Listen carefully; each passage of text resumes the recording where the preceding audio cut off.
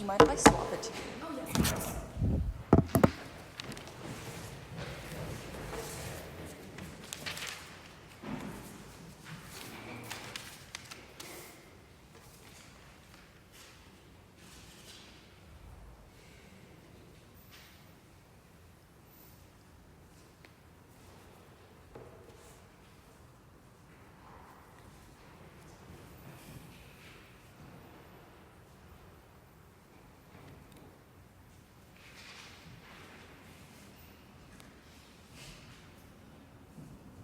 Panel, I think that at some point you probably actually face marginal decreasing returns to money, and that when you are comfortable and able to retire your parents and able to afford to go on a trip 3 times a year and able to afford whatever new bag you want, you probably don't actually care about the incremental next step. The difference between a yacht and a bigger yacht is smaller than the difference between no boat at all and a yacht in like the Caribbean.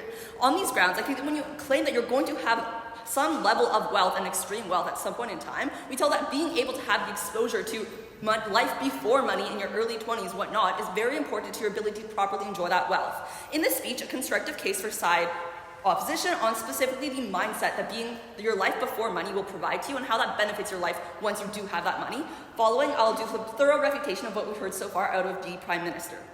So first, let's talk a bit about this new money. Realistically, how are you getting this new money? Probably it takes a lot of hard work. If it was pure luck, if it was easy to be new money, everyone would be new money. Realistically, this means that you probably, a few examples, maybe you're a tech founder where you had this new idea and you created a new startup. This is like the next Facebook, the next Instagram. Maybe you had a lot of hustle. This is someone like Sam Altman who worked very cheaply for a lot of his life, worked at an incubator, Y Combinator for a long time, eventually now OpenAI, and you scaled up, hustled, worked on a few different side projects throughout your life to be able to get to that level, and you learned a lot. Probably third option maybe is like you're working really hard, you're studying really hard, you're gonna go become like an investment banker, consultant, who knows, and you're gonna promote and you're gonna go into money. Let's talk a bit about what this means then. Really, if you're going to have money eventually regardless, so you're going to have some level of wealth and comfort, the mindset you have going into that wealth changes how you interact with that money. A few things here. One, I think specifically, this means you're more appreciative of your money that you now have if you once interacted with life before that money. A few mechanisms here.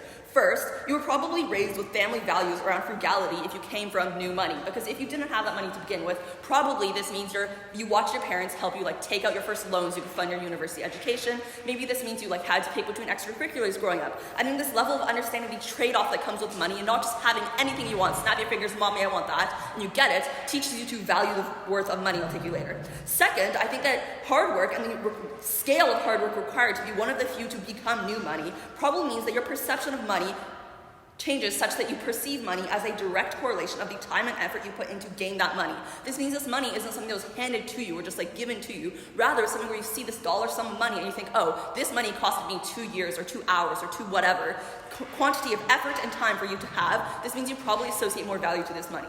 Third, I think this gives you more of a benchmark. You remember life without money. You remember life when you ate like Wendy's as your fancy meal growing up and your parents got to take you to fast food and that was a special Tuesday event. Now, when you're getting to go to these fancy steak restaurants, you understand how special this is and you're more likely to perceive this as something special, thereby deriving more joy from this.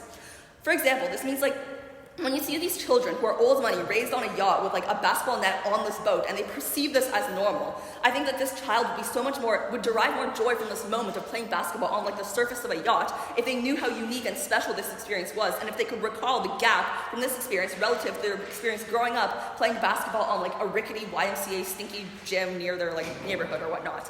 I think I'll take closing. Oh yeah, you mentioned the frugality of pre-new money households.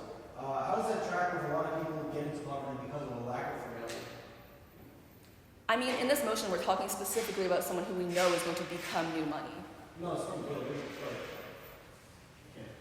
I don't know if I properly understood that. If not, we'll get to it eventually in a second speaker. I think specifically then, the impact here is that you're deriving more joy from the money that you have because you understand, A, you associate more value to it. It's not something just handed to you. You have these mechanisms to believe that there's value associated to money. And second, you understand the comparative of what life was like before the scale of money. I think this means a few things. One, you're more satisfied when you do spend this money because you perceive more joy from the things you're able to purchase. Second, I think you're likely more efficient and careful and conscious with your spend. This means you're likely going to be spending in more moral ways, or likely going to be spending more impactful ways where you're actually thinking about the amount of return you get for the spend you spend. But second, I think it probably also means your money is going to last a little longer because you were raised with these values around frugality, and you understand why the value that money gives. Why is this good then? I think from a utilitarian standpoint, this means you're probably happier given the same levels of money or similar levels of money, in that this lifestyle, you understand how special this lifestyle is, probably happier. No, it's time. Let's talk a bit more about that. Beyond just utilitarianism, I think when you're raised pre-money, you probably have friends with a similar mindset. Why is this important on quite a few levels? One, actually first, why is this probably true? I think growing up, you probably have some level of exposure to ambitious people at your university, your first job, your co-founders. Throughout your life, as you scale, you'll interact with very ambitious communities where you'll have a few friends who are also going into new money. This looks like your entire cohort of people working in investment banking. I think this means you're surrounded by heavily motivated people. And this is very important as you collectively develop positive groupthink rather than harmful groupthink, which is what I think you get on SciGov. Specifically then, this means that during tough times, for example, economic downturn, you didn't get that promotion you wanted, that new business line you launched didn't work out as well as you wanted. You've already faced enough adversity in your life, specifically by having to work so hard to get to the point where you're now, versus on Gov side where a lot of things were probably handed to you. You had tutors from the age you could start to learn to talk. That's how you got into Harvard, whatnot. A lot of these resources were given to you rather than created for yourself. I think then, this means you're able to manage additionally non-money related struggles, such as reacting to illness, reacting to family death, whatnot. I think these are other challenges with these soft skills and mindset that you derive specifically from having to go through the amount of hard work given to become new money is probably very important. This means a few things. One, you're probably less pretentious, maybe that's good. Second, you probably have more exposure to how true hardship and true hard work and being able to overcome hardship. Third, you probably have more soft skills and you're able to, again, overcome those challenges. Okay, let's talk about what OG told us then. They gave us 2 points. First, in utilitarianism and leaving behind your community. One, I don't think you necessarily leave behind your community because probably, again, your co-founders, your university friends, there are people who are on that track with you. You're just meeting new communities along the way. Second, honestly, even if you do lose these communities, I think it's probably novel and interesting to get to interact with new places and new people and move out of your hometown and get to go on these new adventures. I don't think OG adequately proves why it's actually bad for you to be leaving behind new communities. Probably experiences are cool and novel and interesting and good.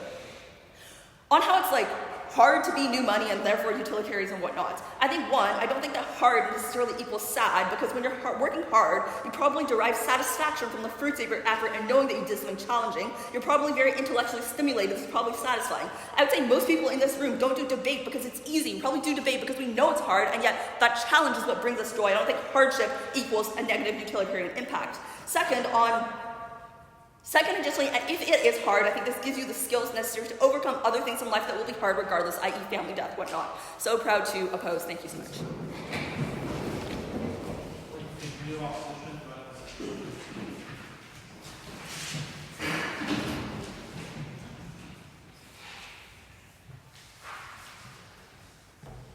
Can it not be recorded? Yeah, just pause the recording. Yeah. And then when you're done, I just reached to it.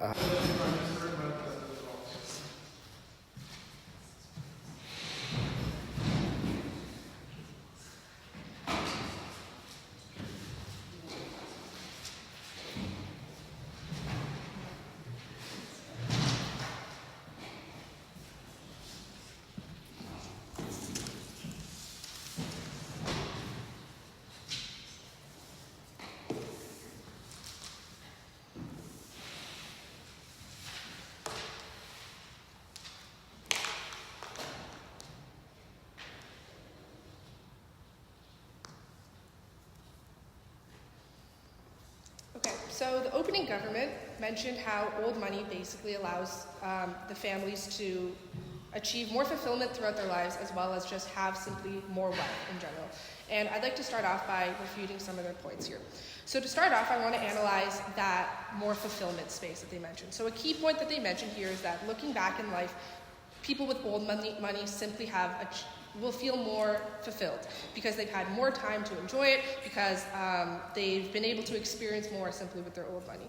And I'd like to start off by saying that fulfillment in life does not purely come from what you've been able to buy. It doesn't come from money in general. It doesn't come from money actually at all. It comes from exactly what you've experienced in life. It's not just all the happy moments. While you did mention that money can basically buy things to make you happy. When you look back on your experiences so far in life right now, what are the key memories that come up to mind? They're not all happy ones. They may be core memories like a family member even passing, which is intrinsically very sad. It might be failing a test, failing it again another time until you finally succeed. And what makes that memory important to you is not just succeeding, it's about the fact that you tried over and over again and failed and succeeded. So the point here that I'm trying to make is that while having more money and more time to explore this money and spend it, will provide you with more chances to be happy, that doesn't actually make you more fulfilled over the course of your life, because you're not experiencing a range of emotions and experiences. All you're experiencing is happiness, which is not equal fulfillment. Yes? Everybody in the world almost have finite time. How do you maintain relationships where you're constantly working to have more money every year at the house and escape the trap of being very scarce? Yeah, okay, so that's a good point, thank you. So, it is true, everybody in this world does have a finite amount of time, and you are working to maintain relationships. But I would go as far to say that the value that you gain from relationships are not purely out of just working for them. It's about actually enjoying them throughout your life. While new money people may be spending more time in their life to actually generate this new money and not have enough time, or not have the same amount of time as old money people to dedicate towards their relationships, this doesn't necessarily mean that the quality of their relationships is worse. In fact, it might actually be better. The people with new money have spent the past 20 years of their lives developing relationships with the people in their lives, going through hardships with them, kind of trauma bonding, if you could say, going through a range of experiences with them that actually put them into a stronger relationship than people with new money might be able to experience. When you actually have to experience going through scarce times, relying on each other for comfort, for the basic necessities in life, the relationships that you have are much deeper and don't require as much commitment later on down the line. I'd like to also deepen this point a little bit further, actually, to say that people growing up without anything that become new money in the future learn to actually appreciate the intangible things in life. More than simply just designer bags and clothes, like very tangible things, more than even specific people in their lives. I would go as far to say that people growing up with new money, actually, what they appreciate is they appreciate being able to create their own communities, being able to find their own sources of happiness. These are the sort of skills that they learn by growing up with nothing that enable them to be happy and fulfilled throughout the rest of their life. Yeah. You say that life is made meaningful by challenges. Some of the challenges you talk about, like losing a loved one, are universal. But some which are unique to scarcity, like the fear of failure, scarring your life, meaning you cannot enjoy your wealth under yourself. I'm sorry, I didn't quite catch that. So I think what you mentioned here was that scarcity causes some further issues and not enabling you to enjoy your life fully. And I believe that I did actually already counteract that. Scarcity, life fulfillment is not just about happiness, it's about the experiences that you create, the meaningful connections that you build, and scarcity does enable a lot of those connections with the people around you that simply growing up with money wouldn't be able to. Okay, I'd like to go a little bit further into the point here about the amount of money that you actually have in new money versus old money here now. So, a key point made was that people with old money typically have a higher volume of money than people with new money. And I'd like to say that while this may be while this may be true in the very present time, it actually doesn't equate to what it looks like in the long run. So people with old money, you can think of it as almost a top-heavy funnel. You start off in life with a lot, and as you go through the generations, what happens to the money? Well, it slowly becomes smaller and smaller per person as it's spread throughout the family. While this money is being dispersed throughout families, throughout generations, the people in these families are not retaining the skills necessary to continue maintaining the size of this wealth, let alone grow it. And that's exactly the opposite of what's happening with these new money families at the moment. People are starting off instead developing the skills to actually grow the money. And what does this look like in the long run? It looks like these skills being dispersed, not purely just the money throughout the family tree. So this looks like a longer-term growth in wealth, in volume of wealth for new money families compared to old money families. And a key example I'd like to look at here is if you look at the Samsung family. So I'm sure you guys are familiar with the company, but the Samsung family is a South Korean dynasty that's been happening for generations. And they are South Korea's richest family, maybe top 3 richest family. But what's actually happening to them? The actual family themselves are struggling to hold on to their power year over year. They're struggling to find loopholes in the ownership of the company to maintain their family's wealth because they're unable to actually use their own skills simply because they don't have them to continue growing this wealth. So the point I'm trying to make here is that new money, while it is smaller currently in the moment, it has a much larger, it has much more potential to grow than old money. And it's able to grow in terms of volume as well as grow the skill necessary, as well as able to grow the skill and learnings for its family members over time, which just results in longer term, larger scale growth. And then another key point here that the opening government made is that stability is very important throughout your life. And I would like to say here to that, I would like to add on to that as well, that stability is important to a certain degree. You mentioned earlier that a lot of old money is tied into long-term held assets like land that were purchased generations ago. And while this is very stable, it's actually very illiquid as well. What happens when an old money family actually needs to sell this land? Well, there might be dozens of stakeholders involved, and then nobody can actually get a hold of the money if needed at all. So I'd like to say there that the new money generations, while their wealth is newer, there are less stakeholders and they are able to grow it as well. Thank you.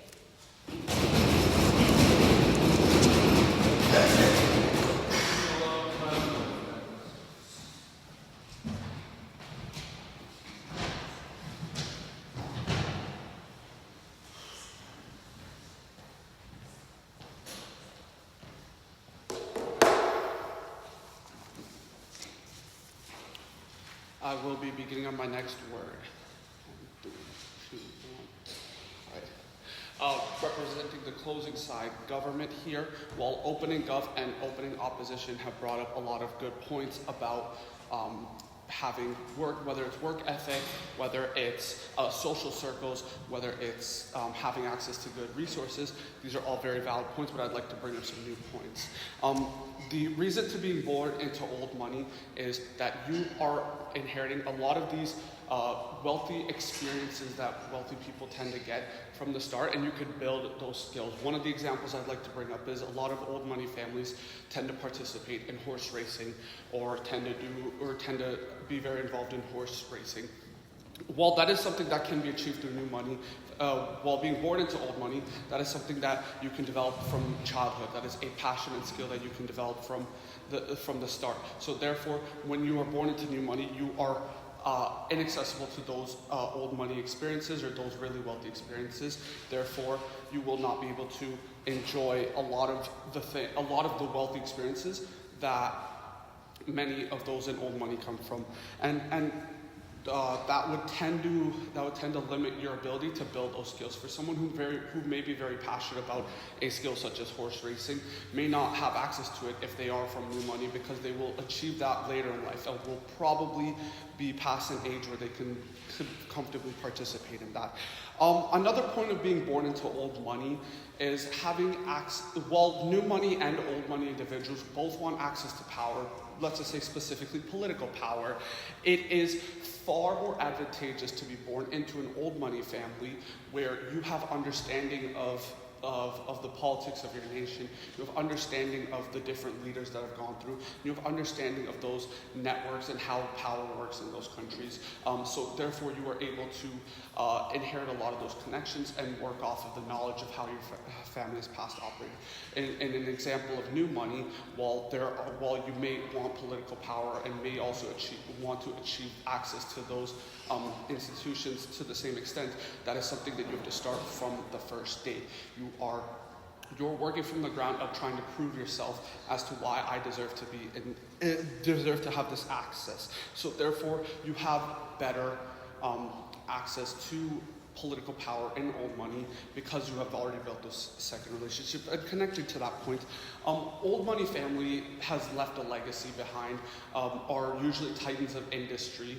For example, one of them being the railroad industry. If you were born into old money, you have an understanding of something such as railroad, which has had national implications. While tech billionaires and new money examples, they have created important inventions. They are no longer, they don't have the same, how would I say it, impact as older money industries have had. One of the examples I want to bring is Rockefeller, Carnegie Hall, Rockefeller Center. These are names of wealthy old money families who were fundamental and crucial in helping to create massive cities such as New York City, who were there using their power and wealth as a way to create those industries. And so therefore, when you are born into an old money family, you have something to point to and say that, hey, our family was able to achieve this. We were able to have this impact. And while it's not always positive, they do tend to leave behind.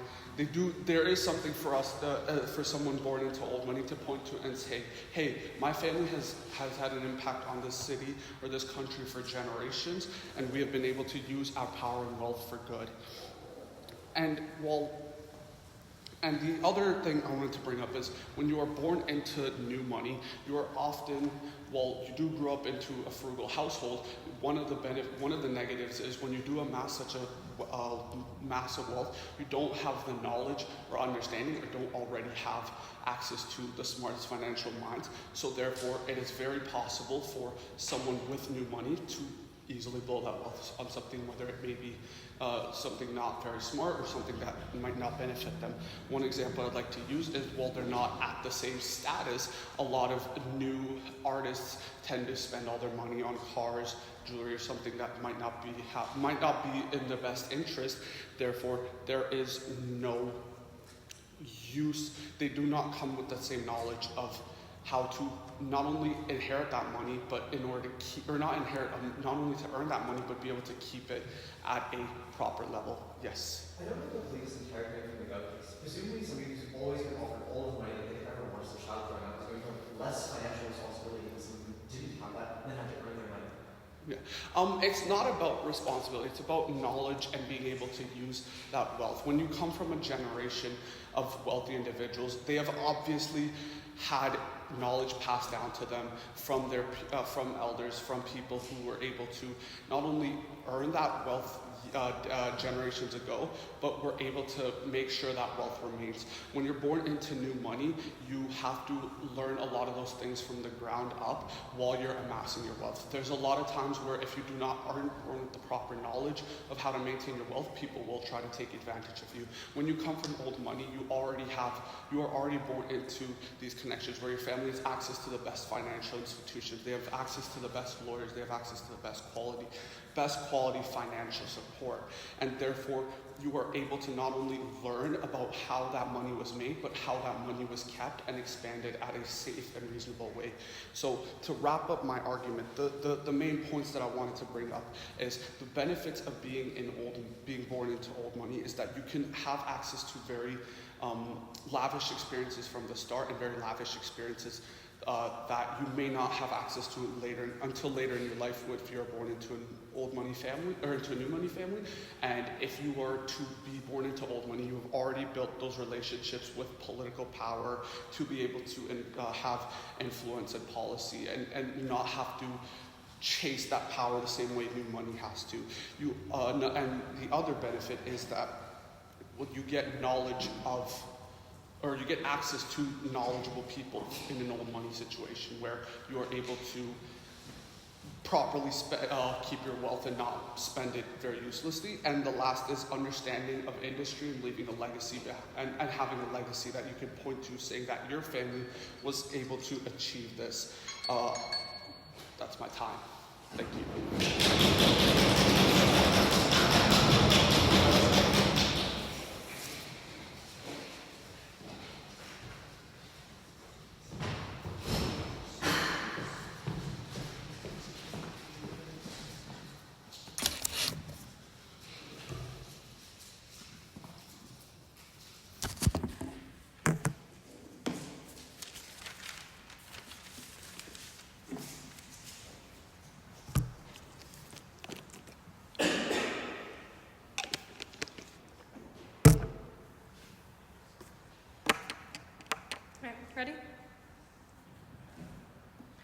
money is a store of value. It is not value in and of itself. I think every other team in the debate has forgotten this. What will my extension talk about? I'm going to talk about the actual situational relevance that being new money as opposed to old money puts you in.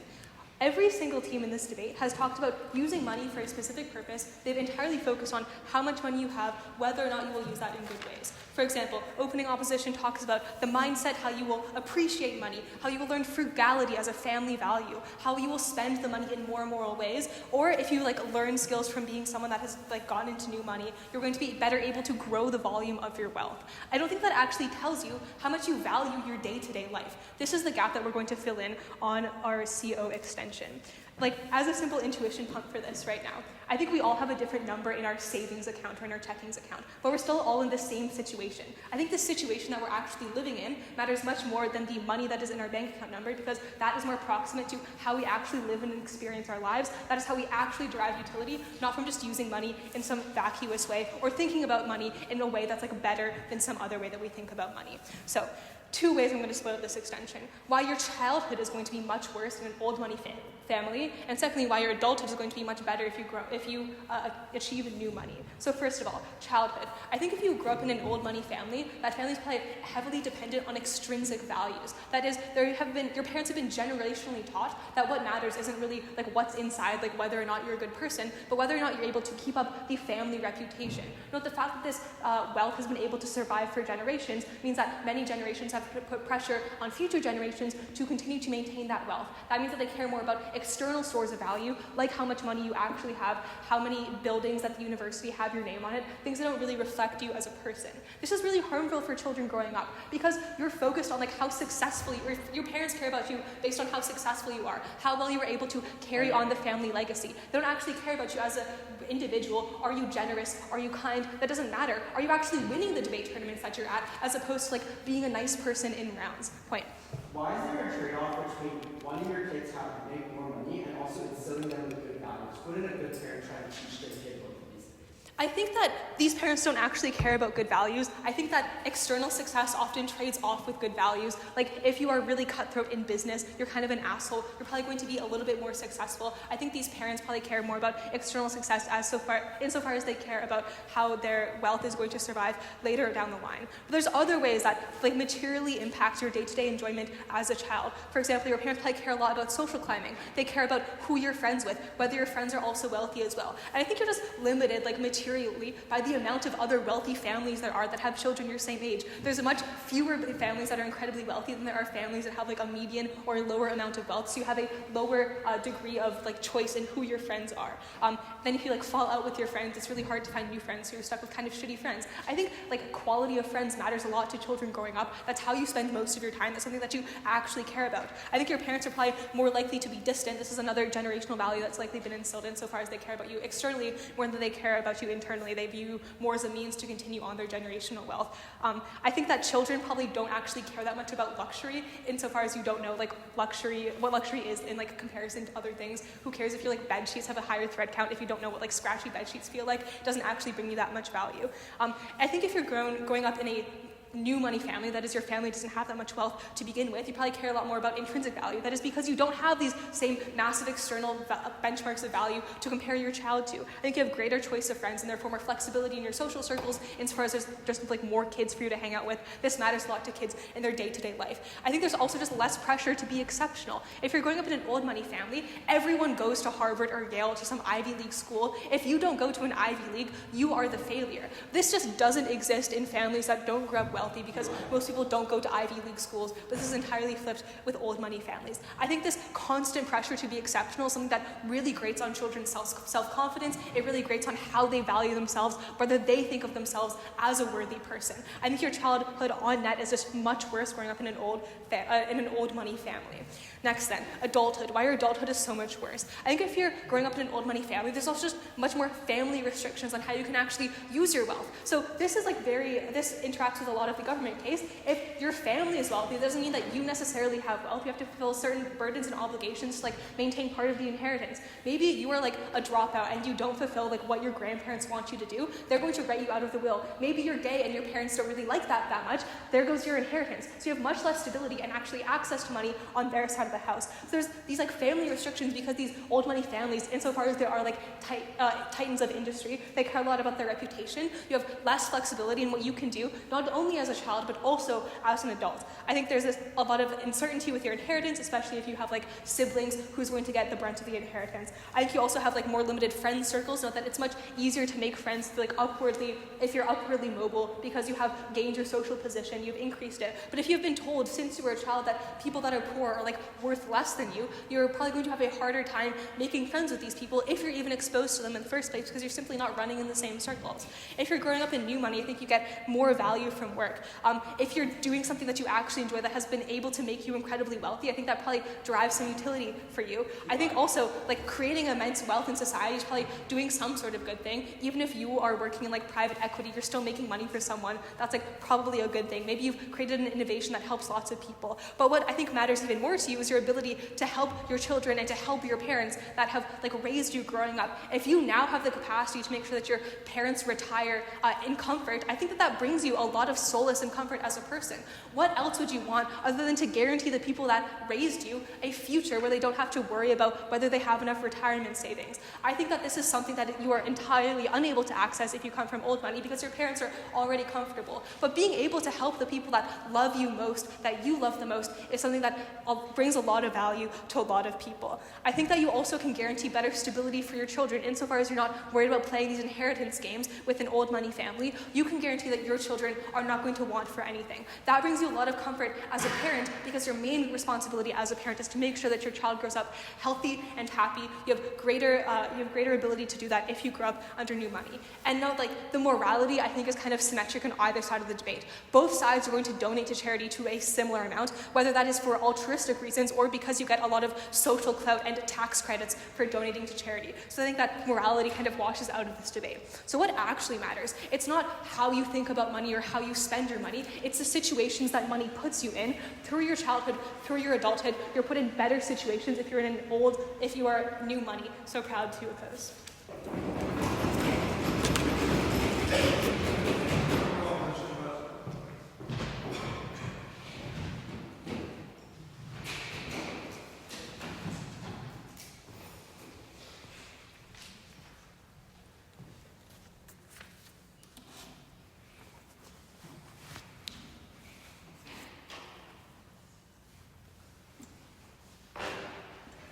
Okay, I'm Thomas and I'm here to close for the government.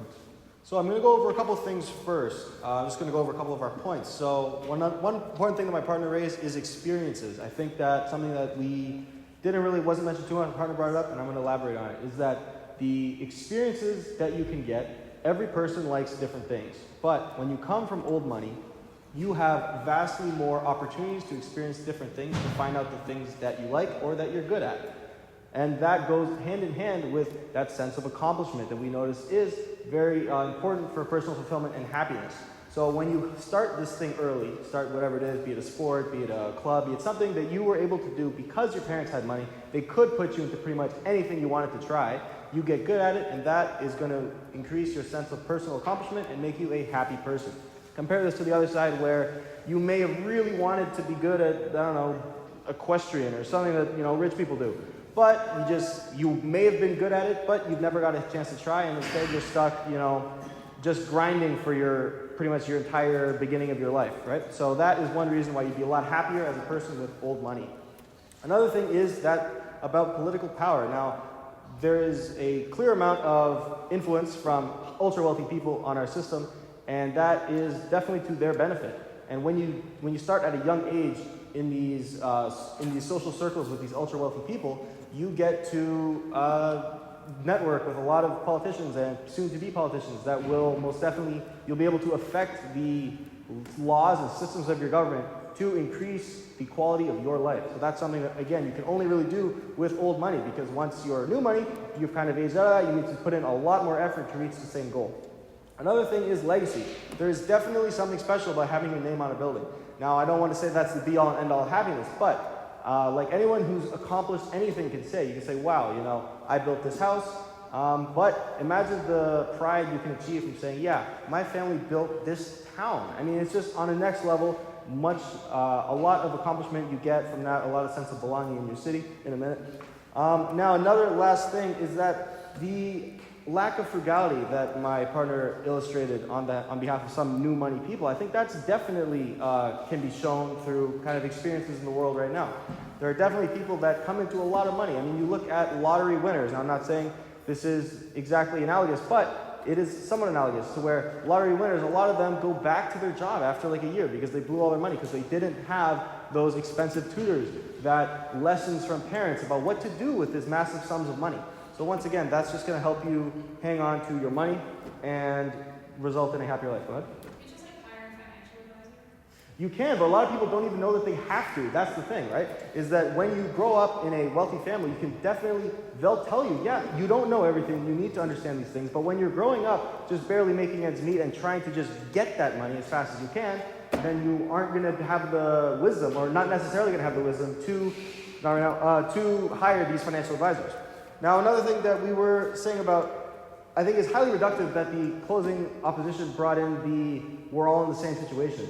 We definitely aren't. I mean, there's definitely some people in this room that are much more educated when it comes to debating. So when it comes to the glory and happiness you get from winning the debate, it's definitely a lot easier if you have these expensive tutors that some people may or may not have, depending on how wealthy their families are and what schools they're going to. And once again, that is kind of predicated on how wealthy you are. So I think that's a misstep by the closing government. Now I'm going to go over a couple of our main clashes. So we have the utilitarian argument where the wealthy family, the old money, has been happy his whole life. He started happy, he ends happy because he has all that amount of money, he has all this freedom, all this choice throughout his entire life, and that just results in a happier life that you would rather choose compared to the new money, which is grinding, has deadlines, has a whole bunch of things that he has to do that are not yet as enjoyable as the old money is. So that is one reason why I think that in terms of utilitarianism, the wealthier person will have the old money person will have a happier life. Another clash we have is that hanging on to money thing. I iterated on that a little bit earlier, I'll go over it again now. When you hang on to this money, the opposition has insinuated that you will have worse, or that you'll have a more savvy sense of what to do with your money when you come from no money. And that, once again, I think it's just shown to be false throughout the world we have today, right? Like I said earlier, with the new money examples, such as musicians, such as lottery winners, that they don't hang on to that money. They end up working this life that is not as enjoyable as it could be had they managed it properly. We also went over childhood in a minute. Your childhood and your friends that you make, that was definitely a friction point that we had. I think that when you're in a rich community, because I think we can all agree that rich communities exist, it's not one or two kids in your same wealth bracket. It's everyone in that neighborhood, all is in a similar situation to you. You can relate to them, you can make friends with them. It's not really that much of a problem. However, when you look at the new money perspective, it's actually the complete opposite. When you see these new money, you made a bunch of friends all in the same financial situation. But it's a rule of nature. Everyone does not get that same level of wealth. So when you shoot up in that wealth, you now have lost those friends. It's completely opposite. You'll have a massive amount of people to choose from in your rich neighborhood coming from old money. Whereas in new money, as soon as you've made that leap, you now are pretty much ostracized from the people you were at before. It becomes very awkward. You have all these self-conscious things like, oh, should I invite them on my yacht? What's going on, right? So it's much better if you're like, you want to do my yacht or yours? I mean, it's just a lot simpler when you come from old money. Another thing, in the adulthood scenario about that, there's kind of just a wild speculation about potential hardships in these two situations. The opposing government there, or the closing opposition there, said that, oh, you could potentially be disowned by your parents for being gay or some other problem that you could have, dropping out, anything like that. The thing is that the main problem with that, I think we agree, money isn't everything. The main issue that you get is you're in a loving family and then they kick you out because of something that's completely out of your control. I think the real sadness that came from that situation is the ostracization from your family, from the people that love you. rather than any sort of monetary problem. I think that takes second fiddle to what is most definitely a terrible situation happening to anyone, regardless of money. So I think that kind of evens out in the wash. I don't think that should impact whether you want to be old money or new money. Just to go over a couple more things. So the quality of your friends, like we went over again, it's all about, you don't just make quality friends, you make the friends you want to make. And the way to choose that is the amount of people that you interact with. And like I stated before, when you come from wealthy money, you'll typically live in a rich neighborhood, and you will then be able to make friends. Then you'll be able to make friends with a whole bunch of different people. Thank you.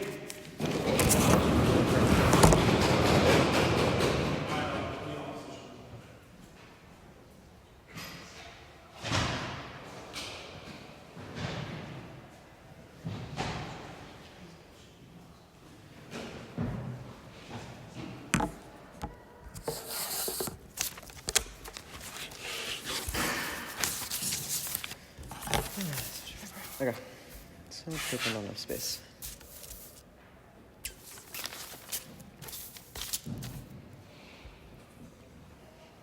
Am I good to go? Okay. Quickly responding to CG. The claim on your ability to have fun hobbies I think is pretty marginal. You can have other fun hobbies that aren't horseback riding. I'm not sure how much this matters to the debate. On your political power understanding, this is a very interesting claim, but it fails for two reasons. The first, I'm not sure what you would do with that political power. The second and more important claim is that the people who have immense political power are very, very few of the wealthiest families on earth. Those people do not have access to the community that OG and CG then hinge the rest of their case on, because they are really 1 in a million people. But also, new money is another way that you can get political power. I don't know what the margin is there. Carrying your legacy. It is vastly more important that you build a house than that your family built a town, because you actually did that with your bare hands. That is something you care about more. Lastly, on bad spending habits. This is largely derived from OG, and I will do a lot of work to explain why your spending habits are not the same. What am I going to do in this speech? I'm going to prove to you that it's better to be rich, free, and a tolerable person, and that is what you outweigh the most in this round. Firstly then, flattening the total amount of money and stability that you have. The marginal utility claim that comes out of opening opposition is quite compelling in explaining why having $10 million is like maybe about the same as having $1 million, or having $100 million is about the same as having $10 million. But more importantly, I want to weigh on the risk of loss claim. There's a lot of material from the opening government bench about why it's likely that you're going to lose your money on your side of the house, namely because you have bad financial responsibility. I don't understand why this is true, both because you presumably learned good financial responsibility when you were coming from no money. You can buy a financial advisor. Also, I don't know why inherently the business that you start up is any less stable than the business that your family has. Maybe it's true that you have this amount of property that is insured, but it isn't true that you have a loving family that is going to support you no matter what. Even extremely wealthy families have a tendency to kick out their children, and I'll expand on this more when I get into the extension, but really you just ought not weigh the stability claim super highly. Secondly, flipping community. This is extremely important. I think it'll handle a lot of the OG utilitarian arguments. Why don't you have to sever ties when you come into new money? Firstly, you can compete with people for positions and jobs and things and still be friends with them. The intuition pump for this is that some of us will win this round and other ones will not, but I'm hoping at the end of the day we can all still chat and be friends. This is also true in jobs, where there are lots and lots of jobs, even in finance. And you can still have a community of people who you work together with. Second, later developed wealth disparities can be overcome. One, because of the bonding you do when you're a child, but two, because I don't fundamentally think that wealth you acquire in your 20s changes you as a person to the same degree that wealth you acquire when you're young changes you as a person and differentiates you from the rest of people. In fact, it might be easier to have friends because you can now cover people's meals and bring them out on nice vacations. And this might create a little bit of a power imbalance, but I still think it means that you are able to have friends. Also, and most importantly, you can just make new friends in this community. The last thing about this amount that you are working hard. Working hard is something that lots and lots of people do. The average person works pretty fucking hard and is still able to have friends, especially if you're enjoying that time as you're working. I'm not really sure what the trade-off or the weighing is here. Why is this comparative? If you are extremely wealthy, so wealthy that you believe the wealth claim, and in fact, the more you believe the wealth claim, the fewer friends you have available to you. And this is where I'm going to get into the constructive. The first thing you should note about old money is that it cares a lot about its reputation. And you can hear this all throughout the analysis from OG about legacy and maintaining those values. And what this means is that you have a largely controlling family.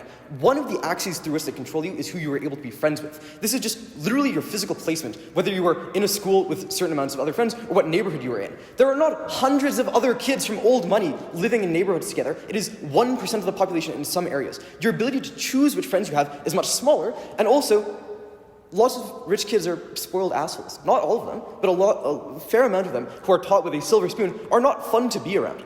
Okay. Thirdly then, flipping on morality. OG and OO have fun claims that sort of sail past each other. The OG claim is just that you are more able to donate and you are able to do those other things. OO's claim is that, you can like help your family. I think we do a little bit more analysis on why that's a good thing and why it's likely to happen. What is it then that you are taught and why is it likely to be better? Firstly, you're generally not taught to be charitable when you're coming from old money. This is empirically true. This is why we don't have a lot of donations coming from like Russian oligarchs. Secondly, you are inherently separated from the suffering. It is not true that the narratives you are taught about suffering translate into you being a meaningfully better person in the same way that it would be true if you had grown up in a slightly less affluent neighborhood and you actually understand what it's like to be suffer.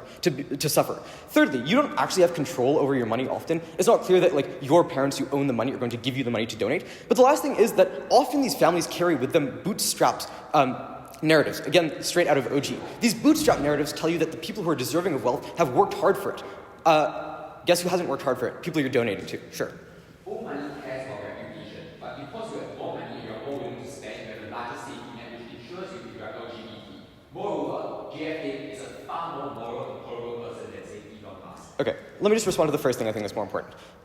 I don't know that you have sufficiently more money for this to be true. It's not your money, again, because you have to inherit it first, and succession battles are a real thing that happen. And also, yeah, I just think like wealthy in the info slide implies that it's not a huge disparity in wealth. Second, you're not taught to be smart with money for reasons I already explained. And thirdly, you are really taught to be in a social class above all else. Elitism is something that's much harder to unlearn than it is to learn. Lots of people are able to learn the social mannerisms that come from sitting at a nice dinner table, but the people who have grown up very elite have a much harder time relating to the average person because like things that they have never even thought of, like the fact that it might be expensive to have a hotel room, are just like things that they have. You're also probably seen as a social pariah. Lots of people don't like it when you come from old wealth. You're seen as someone who's undeserving. You've not worked for the things that you've had, and this is something that's less valorized than having worked for it. But really, again, more importantly, getting told these stories is less compelling than the living. So, the way that we are extending out of CO is by explaining that your day-to-day existence is one that is worse, primarily because you are more controlled as a child and even into the future. The ways in which you are controlled are things like the friends you can have, but also the fact that you have to have media training. You have to be careful in the way that you're talking with people. You have to have good manners. You have to like be a very particular way. You have to eat with the right fork at the right time. And your day-to-day life is just much more structured and rigid. This is because they care about their reputation, but also because they have the means to be more involved in your day-to-day life. When you grow up, then you have to engage in these terrible succession battles where you're fighting with your siblings to get some amount of money. And it's important that you realize that going from $10 million to only $1 million is a loss that you feel. Even if it's not a material one, it just feels sort of bad to have lost that money. But this also means that it corrupts your relationships with your family. Also, I think if you believe the legacy claim, you take on a burden with that legacy, which is a tiring thing to carry on your shoulders, which is not something that you have with new money. Even if you are working, and I think OG claims that you are not working, I would posit that working is like a pleasurable thing, especially if it's something that you are enjoying, which I think is a reasonable fiat. Often people don't get rich doing something that they hate.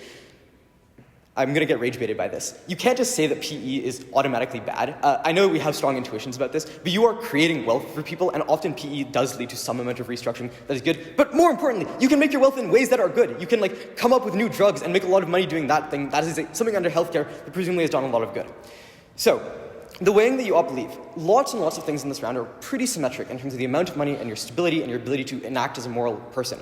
What you all care the most about is the fact that you have more control in your day-to-day life, and you are likely taught meaningfully good things that make you more tolerable to be around, that will lead to you having more better friends, and for all of those reasons, money is not the end-all be-all. So proud.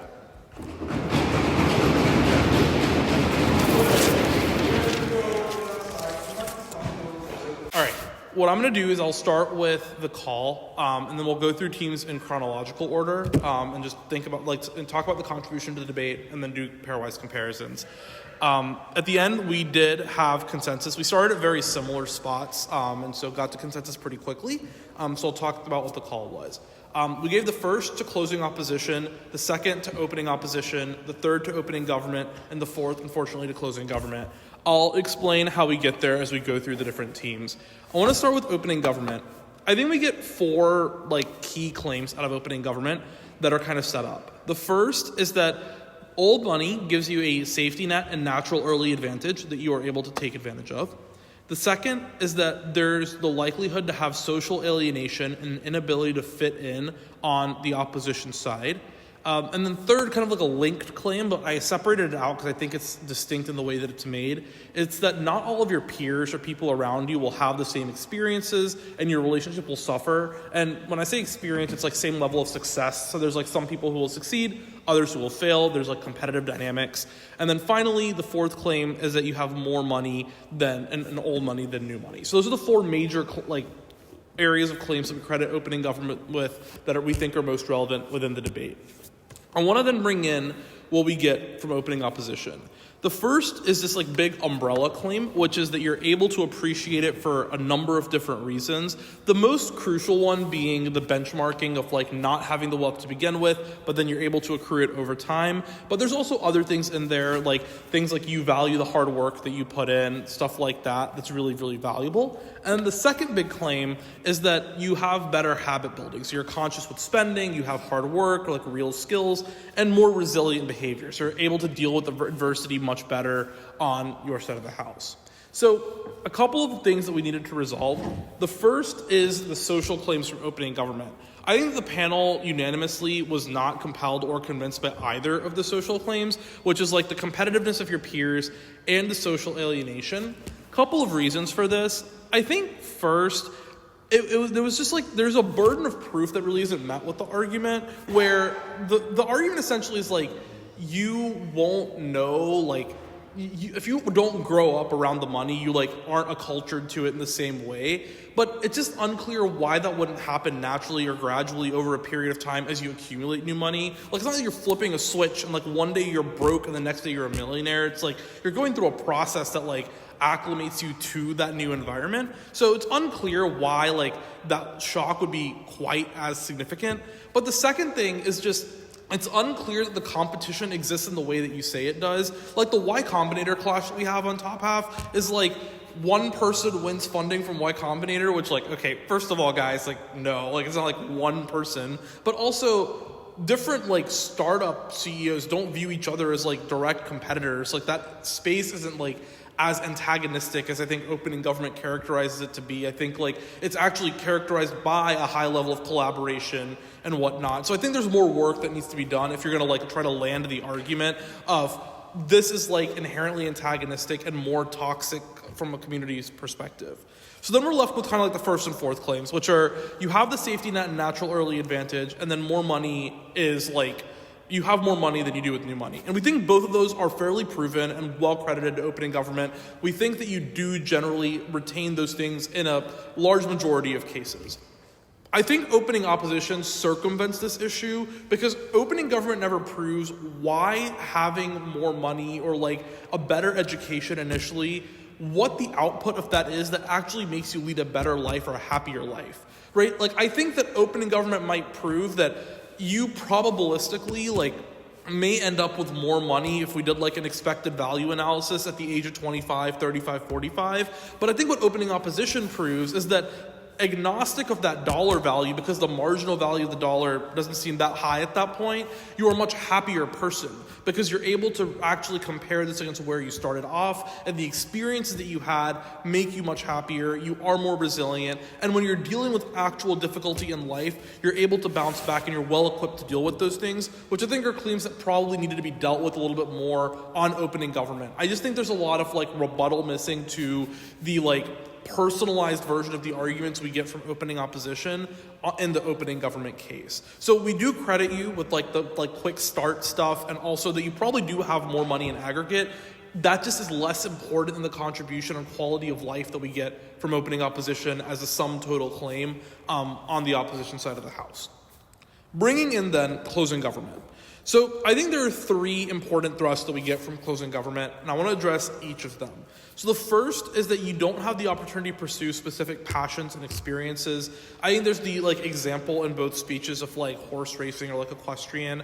Honestly, we all thought this argument was super thin and like probably not like where the round really rested. Like, yes, there are probably less opportunities for like me as a middle class person to play polo, but like I don't know that that matters as much as like the happiness arguments or like a good education. So it was never going to be like the thing that landed the round for closing government. Second thing is that you inherit connections. So you like have, proximity to political institutions and stuff like that. I think a good portion of this is covered in the opening government case, where it's like you already have a lot of like infrastructure to start off with, and they do spend more of their time talking about things like education and community, but I think implicit in that is institutions. So I think this is like an extension that we grant closing government, but only insofar as it's like an additional example that like helps illustrate what opening government talks about, but it's not going to be enough to take it over your opening in any meaningful capacity. But I think there's also more work that needs to be done to prove like exactly what the interaction, like the institution, will look like for you as an individual as opposed to your family. And when we think about interacting with the op bench, I think there's some more proving that needs to happen here for CG to place higher in this debate. The third contribution, and the most important contribution we all felt, was the legacy argument that closing government made. And basically, I think the argument's really creative, where it's basically you can point to something and be like, this is like what our family name represents, like the Rockefellers example or the Carnegie example is really interesting. I think the problem, though, is that there needs to be a little bit more like analysis of this on both sides. So like there are obviously examples that are very positive. Like, yeah, we helped build this town or this city and we can point to it. But there's also like two layers on the other side that hurt, right? So one is like, what if like you are like, I don't know, like your legacy is Exxon? Like that's probably not like the same happy feeling as like this, you know, mayor of a town, right? But the other, and I think perhaps even more difficult thing that needed to be proved is it's unclear to me that a child always feels positively about the weight of their family's legacy, even if it is positive. So like your family may like have a business that's like existed for 20 years, but it's never proven in the closing government case that I feel like that constantly looming over me is always a positive thing, even if it is an engine for positive change. So I understand that it can, in some cases, be positive, and we do grant that contribution to closing government. It's unclear that it is positive in a plurality of cases, and that the positive cases are always internalized positively by the individual as well. So I think there's a couple levels of proof that are needed, which make it hard for us to place closing government over either your opening or over opening opposition on the short diagonal, just given the cases that they have proved and the level of proof that they've provided. Bringing in closing opposition. So I'm going to compare closing opposition's contributions once I talk through them, first with opening opposition and then with the gov bench. Closing opposition gives us two things, or two broad umbrellas. First is that you have a worse childhood on gov, and that second is that you have a better adulthood on op.